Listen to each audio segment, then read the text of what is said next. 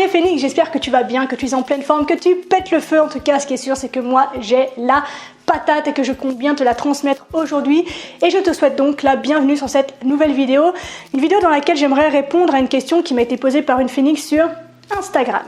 Et j'ouvre une parenthèse sur Instagram en t'invitant explicitement à venir me suivre sur cette plateforme parce que je me suis aperçue qu'en fait, elle facilite grandement les choses pour ce qui est d'échanger facilement, de manière pratique et de manière efficace avec une communauté pour poser des questions, pour faire des sondages et pourquoi pas instaurer un petit rendez-vous hebdomadaire à travers un live pour vivre des échanges vivants, présents et instantanés avec toi. Donc si ça t'intéresse, si tu veux que je puisse te solliciter pour aussi d'autres sujets de vidéos, n'hésite pas à me suivre sur Instagram pour que nous puissions échanger vivement ensemble. Je referme la parenthèse pour revenir donc sur le sujet du jour, une question qui m'a été posée par une Phoenix sur Instagram donc, et qui est comment vaincre une phobie.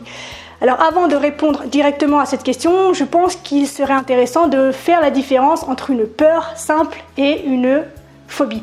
Alors déjà, la définition de la peur, c'est quoi? Une peur, en fait, c'est une réaction automatique et involontaire à un événement, quel qu'il soit. On peut distinguer, en fait, 3 types de peur. Et tu vas voir, c'est graduel et on va finir par arriver donc sur les phobies, le sujet qui nous intéresse aujourd'hui. Première forme de peur, c'est les peurs que nous pouvons considérer comme étant réelles, c'est-à-dire qu'on se trouve directement face à un danger et on risque une atteinte en fait directe à notre vie, c'est-à-dire c'est le cas par exemple quand tu traverses sur un passage piéton, qu'il y a une voiture qui te frôle là-bas derrière, pouf, tu as une bonne montée d'adrénaline, ta vie est en danger, donc la peur là est normale, elle est réelle. Si tu te retrouves dans une situation où tu es sur le point de te faire agresser par exemple, là pareil, tu as ta montée d'adrénaline, tu as tous tes sens qui sont suractivés, ta vie est en danger et donc ta peur est normale, elle est réelle. Donc toutes les situations présentes, momentanées, qui mettent en danger ta vie, nécessitent cette réaction automatique et involontaire donc de peur. Cette peur-là, elle peut être aussi conditionnée par ton éducation, par ta culture et par bien sûr les événements que tu as vécus dans ta vie. C'est-à-dire par exemple, si un jour tu t'es fait mordre par un chien, tu vas associer le fait que le chien est méchant et que tous les chiens mordent. C'est ton vécu qui te l'a appris et c'est pourtant pas une vérité, mais ça reste une peur qu'on va dire réelle. Ensuite, deuxième type de peur que l'on peut expliciter, c'est les peurs que l'on peut dire primitives ou primaires, c'est-à-dire que nos ancêtres les Cro-Magnons ont accumulé une mémoire génétique vis-à-vis de certaines situations, donc de peur, et qu'ils nous ont transmises et qui continuent de nous affecter aujourd'hui. C'est-à-dire que par exemple, tout ce qui est animaux, donc rats, serpents, araignées, mais tout ce qui est également inconnu, le noir, le vide, tout ça ce sont des dangers directs face auxquels ils étaient soumis quotidiennement.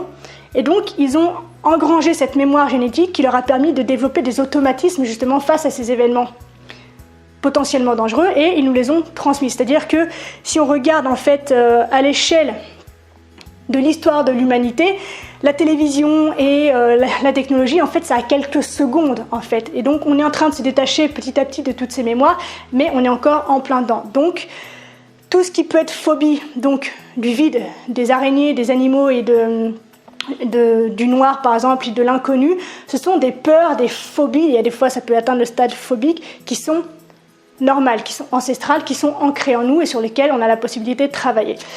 Et enfin, troisième type de peur que l'on peut mettre en avant, c'est les peurs irréelles, les peurs irrationnelles. Et c'est en fait le résultat du développement de notre intellect et plus particulièrement de notre imaginaire. C'est-à-dire qu'on a acquis l'extraordinaire capacité à imaginer, à se représenter un danger, même si on sait dans les faits, dans la situation présente, qu'on ne va pas mourir.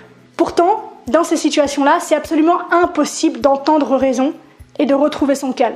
On se sent en danger de mort face à une assiette, face à une cafetière, face à des trous, face à que sais-je encore, et ça devient absolument invivable, ça crée des blocages sociaux, ça crée une incapacité à agir et à évoluer en société et donc à se réaliser. Alors la personne qui m'a contactée m'a parlé d'une phobie bien spécifique qui est l'hémétophobie, c'est-à-dire la peur soit de vomir, soit de voir quelqu'un vomir. Et donc j'aimerais te répondre dans un premier temps que, contrairement à ce qu'on pourrait croire, le ministère de la Santé a mis en avant que l'hémétophobie est la 3e phobie la plus courante après les phobies sociales et l'agoraphobie. Donc, première chose à prendre en considération, tu n'es pas seul. Donc, si tu cherches des témoignages, si tu cherches des personnes qui s'en sont sorties, si tu cherches des groupes peut-être de parole autour de cette phobie bien spécifique, c'est possible. Tu n'es pas tout seul, il y a des gens qui s'en sont sortis et tu peux trouver des réponses et des solutions absolument partout. Donc, première chose, n'hésite pas à faire tes recherches, à aller rencontrer des gens, il y en a plein qui pourront t'aider à trouver des solutions. Alors comment s'installe une phobie? En général, ça arrive dans un moment de notre vie où on est fragilisé, d'accord? Où on est plus sensible, où on est plus stressé, où il y a des failles en fait dans notre armure, dans notre posture et dans notre mental qui permettent en fait à ces peurs irréelles de s'instaurer dans notre esprit. Et il semblerait que les femmes soient plus soumises aux phobies que les hommes. Et donc, comme je te l'ai dit, ça survient, par exemple, pour les métophobies, ça peut survenir après une maladie. Quand tu as une gastro qui t'a mis KO, tu peux développer cette phobie, par exemple, de vomir. Si tu as eu une chimio où tu as passé des mois à dégoupiller, à avoir mal et à avoir peur en plus de mourir, c'était directement associé à la peur de mourir, effectivement, tu peux développer cette phobie une fois ta rémission atteinte. Et donc, on peut vivre dans ce cadre, dans cette phobie-là spécifiquement, on peut développer en fait cette capacité, cette habilité à créer systématiquement des hauts de cœur, des sensations de nausée, des envies de vomir. C'est cette acidité qui remonte de l'estomac qui te dit putain, je l'ai dans les 10 secondes qui viennent, si j'ai pas un seau devant moi, je lâche tout sur le parquet.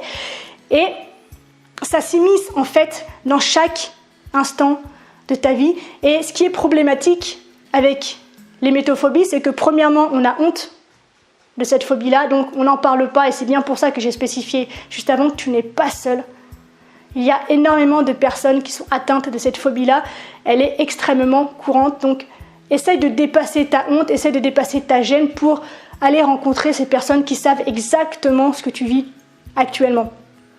Et deuxième chose, c'est que ça s'immisce et ça crée en fait une peur absolument disproportionnée face à énormément de choses du quotidien. C'est-à-dire que j'ai rencontré des hémétophobes, par exemple, qui étaient obligés de surveiller quand ils achètent des yaourts si le papier au-dessus il n'était pas gonflé, parce que ça voulait dire que potentiellement il y avait des microbes, des bactéries, et que potentiellement si elle mangeait ça, elle allait vomir. Et donc en fait, ce que je veux dire, c'est que je veux mettre en avant, c'est que ça développe en fait des TOC, ça développe parfois même des phobies alimentaires, ça développe une désociabilisation parce qu'on s'isole, parce qu'on ne peut plus aller manger à l'extérieur par peur de tous les microbes, de toutes les bactéries, de tout ce qui peut potentiellement faire vomir. On ne peut plus aller en soirée parce que s'il y en a un qui picole un peu trop, on peut se dire qu'il va vomir et que moi je ne vais pas être bien. Bref, ça a créé un enfermement, un isolement et une douleur qui est absolument intense. Et le pire dans tout ça, c'est que le stress va renforcer l'impression, la sensation nauséeuse, qui va renforcer le stress, qui va renforcer la sensation nauséeuse, et ainsi de suite, et ainsi de suite. Et alors, comment sortir de ce calvaire? C'est le bordel. Alors, justement, répondons enfin à la question, comment est-ce qu'on peut vaincre une phobie? Alors, quelle que soit la phobie, en fait, elles ont toutes une manière de se traiter qui est différente. C'est-à-dire qu'il y a autant de phobies, finalement, de manières de vivre une phobie que de phobiques. Donc, déjà, je peux t'inviter à trouver tes propres solutions. C'est pas parce que quelque chose a fonctionné pour quelqu'un que ça va fonctionner pour toi et vice-versa. Donc, même une solution qui te paraît saugrenue, si ça marche pour toi, utilise-la. Ensuite, il y a des situations telles que l'hypnose. C'est la première thérapie recommandée dans le cadre de phobie, et également tout ce qui est réalité virtuelle, c'est-à-dire qu'on va te faire une désensibilisation progressive de l'objet de ta peur grâce à toutes les lunettes 3D et qui te plonge dans un environnement où tu peux être en fait directement face à cette peur. Alors c'est progressif, hein, on ne balance pas les images comme ça dans la tronche pour que tu t'évanouisses et puis que tu perds tous tes moyens. Non, d'accord, c'est petit à petit. L'oiseau fait son nid, comme on dit. Et donc, ce sont 3 premières étapes, 3 premières pistes que tu peux suivre. Donc, trouver tes propres solutions ou t'orienter directement vers un hypnothérapeute ou encore la réalité virtuelle. Après, quand tu es en autonomie comme ça, fais très attention parce que si je prends mon exemple, moi j'étais acluophobe, je crois, donc c'est la peur du noir, pas de la couleur noire, c'est-à-dire de tout ce qui peut surgir dans le noir dans la nuit. Et au point que je pouvais pas, quand il fallait que je me lève la nuit pour aller au petit coin, je rasais les murs avec le dos comme ça, je savais plus où me foutre, c'était pas possible. Et en fait j'étais super trash pour aller au-delà de cette peur, c'est-à-dire je me suis donné un coup de pied au cul pour aller me balader en forêt en pleine nuit. Il y avait tous les bruits, il y avait tous les trucs qui surgissaient, je me suis mis dans un état absolument lamentable. Ça a fonctionné, ça a été long mais ça a fonctionné. Et en fait ce que je veux dire c'est fais attention malgré tout aux situations et aux solutions que tu trouves pour toi. Peut-être que la violence en fait quelque part n'est pas la meilleure méthode. Il y en a pour qui ça fonctionne et il y en a pour qui c'est extrêmement traumatisant, donc sois prudent. Ensuite, si tu vas chez un hypnothérapeute ou chez un psychiatre, un psycho quelque chose, en fait, on se rend compte que la structure de suivi et de désensibilisation à une phobie est rigoureusement la même pour chaque situation. Donc, je peux te donner le plan d'action en fait qui va être proposé par un thérapeute, ce qui n'enlève pas le fait qu'il peut être très intéressant donc d'être suivi par le dit thérapeute. D'accord ? Donc, il y a 4-5 étapes. On verra si je mets la 5e. Et en fait, la première étape consiste à apprendre à se relaxer en dehors des situations où tu es face à l'objet de ta peur. C'est-à-dire que dans des moments où tout va bien, il faut que tu apprennes à respirer, il faut que tu apprennes à te détendre et à reprendre le contrôle en fait de ta respiration et de ton bien-être afin que tu puisses l'utiliser justement petit à petit, progressivement dans les situations où tu te retrouves face à l'objet de ta peur. Donc ça, c'est la première étape. Une fois que tu es capable de te relaxer, il faut que tu adoptes en fait une posture d'observateur. C'est-à-dire que lorsque tu es face à l'objet de ta peur, lorsque tu vis en fait ta phobie, il faut que tu sois capable de distinguer et d'identifier plusieurs choses. Les premières choses, c'est d'identifier quelles sont les émotions que tu ressens au moment où tu vis cette peur. Parce qu'effectivement, il y a de la peur, mais il peut y avoir de la rage, il peut y avoir de la colère, il peut y avoir de la tristesse, il peut y avoir beaucoup de choses en fait qui surviennent en toi et qui peuvent être des indications, des indicateurs efficaces pour pouvoir guérir ensuite. Ce qu'il faut que tu repères également, ce sont les pensées qui te traversent au moment où tu es face à l'objet de cette peur. C'est-à-dire qu'en fait, on a des ruminations et des anticipations qui tournent et qui vont alimenter et cultiver l'état dans lequel tu te trouves et qui vont t'empêcher justement de te sentir bien. D'où l'importance de développer cette capacité à te relaxer aussi, parce que c'est ce qui va te permettre de prendre du recul. Donc on a dit te relaxer, te placer en position d'observateur pour pouvoir identifier tes émotions et pour pouvoir identifier tes pensées. Si tu veux une structure un peu de ce processus-là, je t'invite à cliquer sur le lien que je mets en description et qui va t'emmener sur un article que j'ai écrit il y a quelques temps déjà concernant les colonnes de Beck. Donc je t'explique pas ce que c'est là tout de suite, mais du coup le processus correspond à ce que je viens de t'expliquer, c'est-à-dire à être capable en fait d'identifier les émotions et les pensées qui te traversent à un instant précis. Et du coup c'est structuré, voilà, il y a un tableau à remplir avec une échelle à mesurer, tout ça, donc ça peut peut-être aider, je te mets le lien en description. Une fois que tu as cette capacité en fait d'identifier quelles sont tes pensées, d'identifier quelles sont tes émotions, il faut que tu désobéisses à tes peurs, c'est-à-dire qu'il va falloir que tu entres dans cette phase de désensibilisation progressive. Et comment est-ce que tu fais ça ? En te mettant face à ta peur, petit à petit. Alors ça peut commencer par des visualisations. C'est là que tu peux commencer peut-être aussi à aller voir un hypnothérapeute ou à utiliser la réalité virtuelle. Et doucement, tu vas pouvoir te mettre face à des images de l'objet de ta peur. Et petit à petit, tu vas pouvoir être face à ta peur dans la vie réelle, en fait, tout en étant calme, sereine et tout en constatant avec joie que tu as pu venir à bout de ta phobie. Une fois que tu as fait ça, il y a une autre chose qui est extrêmement importante, c'est de tenir sur la durée. C'est-à-dire que si tu vas une fois chez l'hypnothérapeute, que ça se passe bien, que tu es content, si tu ne retravailles pas sur toi derrière, tu peux être sûr que tu vas replonger.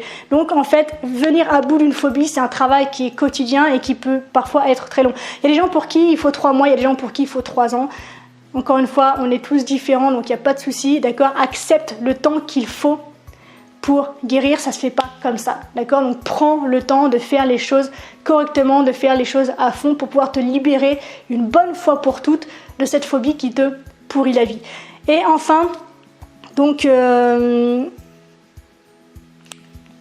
fameuse étape bonus que je te propose, c'est peut-être d'aller identifier, pour être sûr de l'éradiquer complètement, d'aller identifier l'origine de cette phobie. Quel traumatisme, quelle situation dans ton passé a immiscé cette peur irrationnelle dans ton esprit.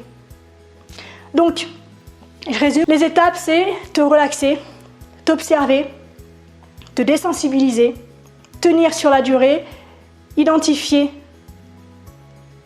l'origine de la phobie. Donc voilà, c'est tout pour aujourd'hui. J'espère que ça t'a plu, que ça t'a intéressé. J'espère que la personne qui m'a posé cette question verra la vidéo, parce que c'est vrai que ça fait un moment qu'elle me l'a posée. J'ai mis du temps à pouvoir réunir les informations et à essayer de faire quelque chose de construit, de clair, j'espère. J'ai l'impression que c'est un peu brouillon quand même. Bref, c'est tout pour aujourd'hui. N'hésite pas à interagir avec moi en commentaire, et même si tu veux interagir directement avec la personne qui m'a posé la question, ça peut être intéressant de développer ça aussi. Je vais écrire un hashtag là en bas de la vidéo à travers lequel on pourra s'exprimer peut-être sur les métophobies ou sur une phobie plus particulière. Si tu vis en fait ces situations là, n'hésite pas à interagir directement avec cette personne, et grâce au hashtag elle pourra en fait lire tous les témoignages, toutes les réponses directement en lien avec sa question. Donc n'hésite pas à interagir, n'hésite pas à partager ton expérience. Si tu penses que cette vidéo peut aider certaines personnes et puis en éclairer d'autres et en soulager certaines des personnes que tu aimes et qui sont soumises à ces vagues de stress infernales, n'hésite pas à partager, puis à liker, puis à partager un maximum afin que cette vidéo puisse effectivement être référencée et être accessible à des personnes qui ont besoin de réponses au sujet de leur phobie. Je te laisse.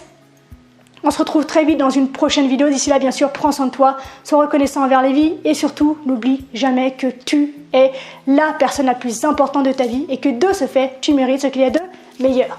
Je te souhaite une magnifique journée, une extraordinaire semaine. Je te dis à très bientôt. Je t'aime. Ciao, ciao.